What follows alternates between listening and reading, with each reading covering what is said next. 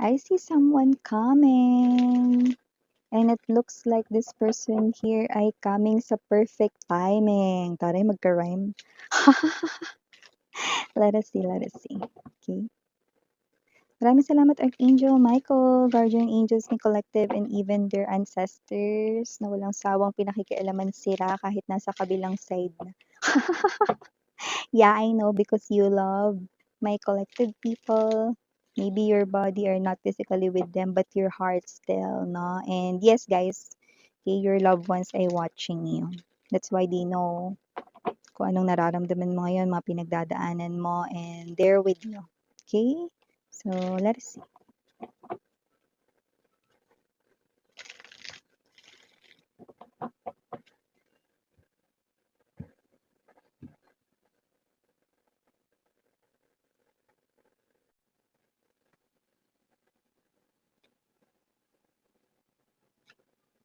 I go. Look at that. Oh. The death right in here signals new beginning. I'm seeing the sun rising from the east. Page of Pentacles, okay, and center or core of his or her energy, the Five of Cups, yes. Seven of Coins, King of Hearts or the King of Cups, Knight of Swords, bottom of the deck, Ace of Swords, ba't nagugulat kami siyan? Ten of Cups, and the Justice, pero nagpapakita rin ang Queen of Swords and Two of Swords dito. Ayan, no? Siyempre may message din yun. Mamaya babanggitin natin, no? Pero dito, ayan, no?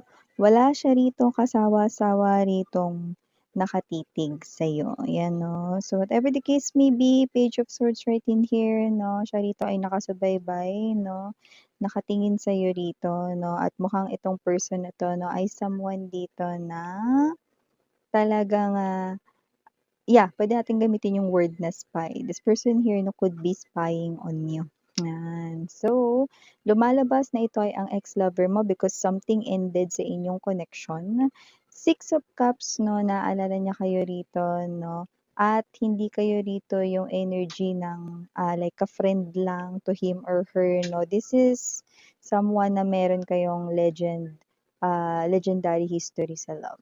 And with the moon energy, I do see that this person here is still planning for a future action na gagawin niya rito. So ngayon parang nakamasid lang siya rito sa inyo 24/7. CCTV lang. Nakabantay lang siya rito 'no, araw-araw 'no, at mukhang hindi sumasakit yung mata niya rito kakatitig rito sa inyo. Yung iba, puwedeng nakikita niya kayo rito ng literal lalo na kung itong tao na 'to na ex ninyo ay kasama niyo rito sa trabaho pa rin o baka naman kapitbahay niyo lang 'yan. Yung iba naman dito 'no, hindi literal na same kayo rito na pinagtatrabahuhan, but this person here 'no, could be spying on you online. This person here wants to know yung mga nangyayari rito sa inyong life, okay, without asking you. Kasi nga hindi pa siya rito prepared to talk to you ngayon. But with the justice para sa ating bottom of the deck, nakita natin dito that this person really wants to bring yung clarity sa inyong connection. Kasi with this Ten of Cups right in here, I do see na iba sa inyo, pwedeng ito ay ang ex-husband ninyo, ex-wife ninyo, maaaring may anak kayo nitong tao na to, maaari rin namang wala. Pero this person here no wants to clear the air sa inyong dalawa. This person ay waiting lang on you. Yun na nakikita natin dito with this Three of Wands energy. Mm.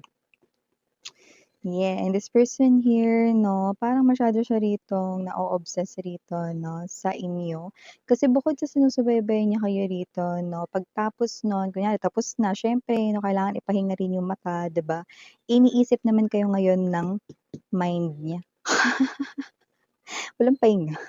So with this person here, lumalabas na itong tao na 'to 'no, ay masyado nagbibigay ng attention sa inyo compared sa attention na pino-provide niya rito sa mga iba niya pang mga bagay na kailangang gawin tulad na lamang ng trabaho, gawaing bahay, personal na mga dealings, yan, mga ganong klase ng energy. But with the Page of Coins, this person ay showing here, no, na parang kailangan ko tong ayusin, kailangan ko tong i-pursue, kailangan magkaroon ako ng positive na progress dito. Dahil ito yung bagay na gusto ko na magstay sa life ko, yan, no. So, whatever the case may be, alam mo yung energy na kapagka nawala mo yung isang bagay tapos hinahanap mo na ito kasi kailangan mo pala. Yan, no. So, puwedeng example natin kunyari literal na bagay, 'di ba? Kapagka hindi mo kailangan, nandiya-diyan lang, nakikita mo. Tapos 'pag hinahanap mo na, "Asan na ba yun?" Yun, 'no, 'di ba? So, whatever the case may be, ganong klase yung energy niya rito, 'no. But this time, it's not a thing na na-loss niya. It's a person, it's the love of his or her life because King of Hearts ay showing up right here. Knight of Swords is not something here na hahayaan niya lang na ma-miss na opportunity once again. At yung nakita natin dito, 'no, yung iba sa inyo possible na single pa rin kayo ngayon. Yung iba naman, 'no, nakita natin dito basta hangga't hindi kayo dito kinakasal, may tsansa pa daw, yun, 'no. So, yung nakita natin dito, taray. Kaya kung sino man 'tong energy na 'to, 'no, sisiguraduhin niya, 'no, na bago ka rito mga babes na magdesisyon na ikaw ay pipirma na ng pag-iisang dibdib. Hindi na lang kasal, eh, 'no. You know, ikaw ay, ikakasal dito, sisiguraduhin niyang makakabalik siya rito at makakagawa ng paraan para i-claim back ka sa kanyang life, 'yan. Pero siyempre nasa sa'yo pa rin 'yun, 'di ba? So, pinapakita lang dito na hindi lang ito hanggang tingin, hindi lang ito hanggang, salita dito. Ngayon kung may naririnig kayo tungkol sa kanya na siya ay ipu-pursue niya kayo, hindi 'yun bali-balita lang, hindi 'yun rumors, hindi 'yun gossips, 'yun ay trueness or totoo talaga. So, with the moon, ayaw niya kasi na masyado ritong iparating 'yan. So, yung mga maririnig ninyo ay puwede kasing kaya hindi niyo agad paniwalaan dahil puwedeng, alam mo parang feeling ko, ayan, oh, gumamit ng salitang feeling ko o kaya alam mo, siguro, siguro o kaya sa tingin ko, yung mga gano'n, 'no. So, parang dahil nga doon, okey, kasi walang pinagsasabihan nitong tao na ito, 'no, dahil ayaw niya naniniwala kasi siya, eh. Hindi siya naniniwala sa tarot, pero naniniwala siya na kapag sinabi niya yung gagawin niya sa iba maaaring ma-jinx. Alam niyo yung jinx, 'di ba? Maaaring hindi matuloy or mapurnada itong plano niya. Okey, kaya talagang zip ang kanya ritong lips at para hindi rin ito makarating sa inyo para makapag-focus siya rito. Yan, okey. So, may point naman siya. Center ng reading, bakit Five of Cups? Kasi ang energy nitong person na 'to, 'no, ay may energy rito na kahit na gusto ka niya rito at gagawin niya rito ang buo niyang makakaya para i-claim back ka sa life niya.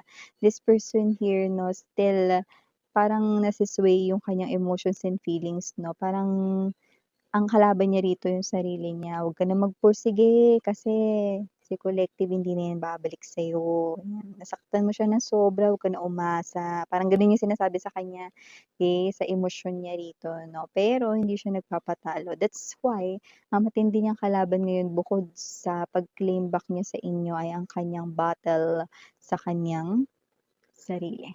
So, bago natin pag-usapan ito more, batiin muna natin everybody. Hi and hello there everyone. My name is Yan. Welcome new subscribers. So, Training Istam Buyers ko, maraming salamat. At kung din pala, meron pa tayong main channel link down below lang sa ating description box.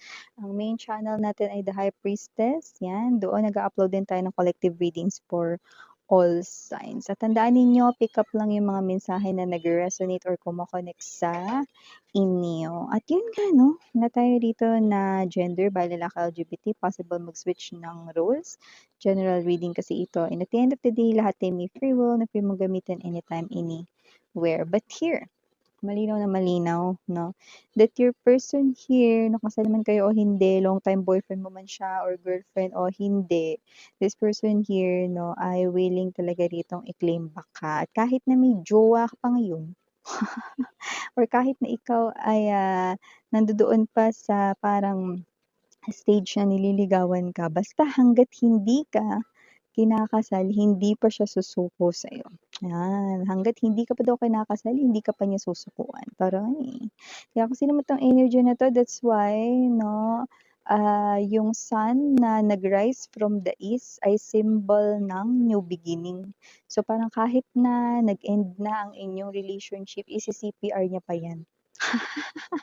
Talaga kahit nag-end na minsan yung relationship namin, 1 decade na. Yeah, kahit na 500 years, ubek nyon, kahit na, no? Yan ay 500 years pa nag-end ang relasyon ninyong dalawa. Isi-CPR niya pa rin yan. Yan. So, kasi naman tong energy na ito, I do see that this person here is showing a lot of perseverance, no?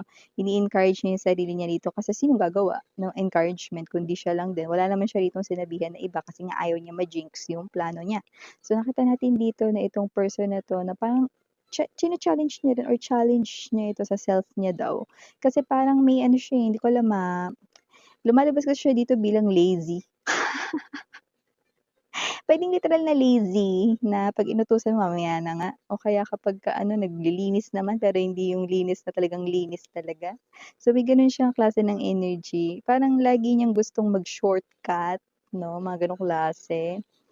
Hindi lang sa gawaing bahay, hindi lang sa trabaho, pati na rin sa personal niya ritong life na parang lazy siya. But this time, it's something different kasi gusto niya rito na parang i-challenge yung sarili niya 'no, "Ito na ba yung kaya ko?" You know, "Hanggang dito lang ba yung kaya kong i-brainstorm, pigain yung utak ko? Eto na ba yun yung IQ ko?" Yan 'no, sa mga gano'ng klase ng energy or eto na ba yun yung effort ko, wala na bang wala na ba akong i i-exceed pa sa limit ko? Yan. Kasi dito parang, all or nothing, ano. So, whatever the case may be, against all odds na din. So, lumalabas na itong tao na 'to na ay gagawin dito ang lahat na makakaya niya, yan. Pero sa ngayon, habang nami-miss ka niya, because pagka-miss din ito, Five of Cups energy, this person here ay tinitingnan ka na muna sa malayo, nag-i-spy dito sa inyo, yan. Pangiti-ngiti siya dito, hindi talaga as in fully umiiyak lang siya 'pag nakikita ka niya, hindi 'no. May mga times na 'pag ngumingiti ka para siyang timang, na nahuhuli niya yung sarili niya na nakangiti din. Okey, so may mga times din na hindi siya nalulungkot 'pag nakikita ka niya. May mga times na dahil sa pagtingin niya sa'yo na nache-cheer up din siya, 'yan. Nali-lift din yung spirit niya, nagkakaroon din siya ng lakas ng loob, 'yan. So nakikita ko dito that this person here ay nakikita ka na ngayon sa kung paano mo siya gustong makita, kung paano ka niya, I mean, gustong makita noon, 'di ba? So whatever that is, I do see that this person, Ace of Swords energy will talk to you about your bright future together, no? And nakikita ko rito, hindi ko alam pero may mga nakikita ko rito, no, na babalikan niyo itong tao na 'to. Hindi dahil may natitira pa kayong love para sa kanya, kundi dahil makikita ninyo because this person will prove to you that he or she is karapat-dapat ngayon na bumalik sa life ninyo. Yan, mas mature, what else? Mas responsable, mga ganong klase ng energy. This time will be faithful, mga ganon, no? And I do see that yung iba sa inyo, kahit na parang meron na kayo ditong bago nagugustuhan, nakikita ko that there's a twist of fate and change of mind, okay, for a lot of you. Ano, pero syempre alam niyo 'no, kung ano naman yung mas dominant na gusto ninyo na pairalin or maging desisyon, dun kayo mag-go, yan 'no. Sometimes it's not always about the heart, sometimes it's not always about the head or the brain, okay. Sometimes 'no mga babes 'no, kailangan mong isipin or gumawa ng desisyon sa tingin mo ba pagka iba yung pinili mo magiging happy ka? Or tingin mo ba 'pag bumalik ka sa kanya mas magiging happy ka? Gano'ng klase ng energy. Sometimes yung pagiging advance mag-isip 'no, ay isang way para makita mo yung sarili mo kung saan ka nakatayo kung sakaling mangyayari itong bagay na ito, dun sa bagay na isa pang tinitimbang mo, 'di ba? So yeah, initials right in here, yes, we do have capital letter E, capital letter K o EK. Naku, baka nag-Enchanted Kingdom na kayo. Enchanted Kingdom. So just take only what resonates na or baka dalhin ka niya mag-date kayo dun, hindi po ako endorser ng Enchanted Kingdom pero baka naman. capital letters, we have M, R, T, G, Y. Oh, baka mamaya ito ay nagtatrabaho sa gabi or baka naman kung nasan siya gabi doon sa umaga naman ikaw. Just take only what resonates, okay? Maybe you're from different countries or pwedeng nasa ibang lugar lang siya or ibang bansa ngayon. Just take only what resonates. Doesn't have to be a foreigner but could be. Okay, so capital letters pa natin dito. We have I and C. For small letters naman, we have E, P, B as in boy, Q, T, and last but not the least, we have U. So, ito yung mga mensahe na nakuha ko para sa'yo, babe. Again, I'm Miriana Oni for the girls niya na doon na for the boys. Sanang hay love and light. Dito ra. Annyeong.